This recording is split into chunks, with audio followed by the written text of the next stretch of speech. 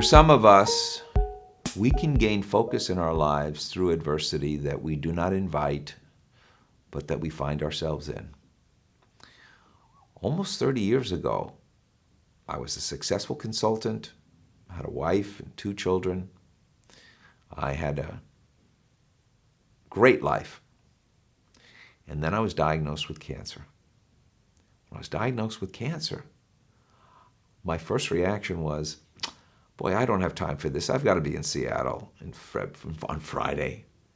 But yet, when I was diagnosed with cancer, I had to have an embryonic cancer, and a fast-growing cancer. I had to have one of my organs removed.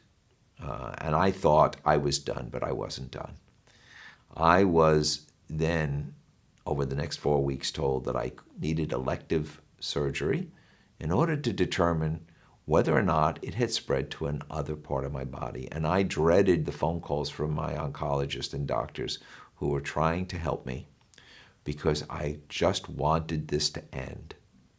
Well, I chose that elective surgery, and I had something called a lymph node dissection, which they don't do anymore, where they have to open you up and take out the lymph nodes and examine them under a microscope to see if the cancer had spread. And thankfully it hadn't, but it was a devastating operation. And I was at UCSF, University of California, one of the best medical centers, for 10 days in a cancer ward.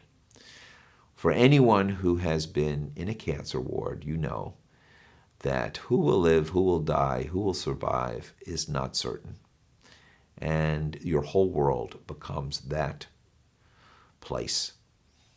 Well, I was on intravenous for about 5 days. I couldn't eat, I couldn't drink. I was on drugs. I could barely walk. And from being a healthy, energetic, athletic person, I was literally an invalid. Well, at the end of 6 days, a nurse came up to me and said, you know, the doctor will probably see you at around noon, and we will be able to give you a half Dixie cup of apple juice.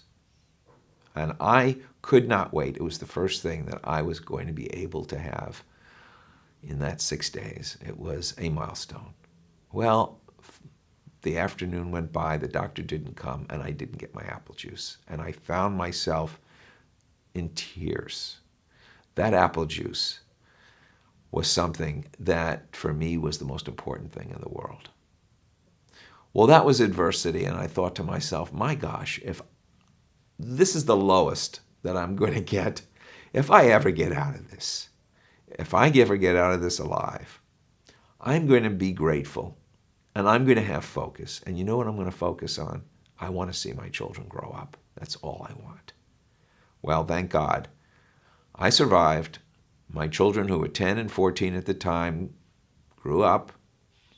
They became adults, they married, and now I have 4 beautiful grandchildren.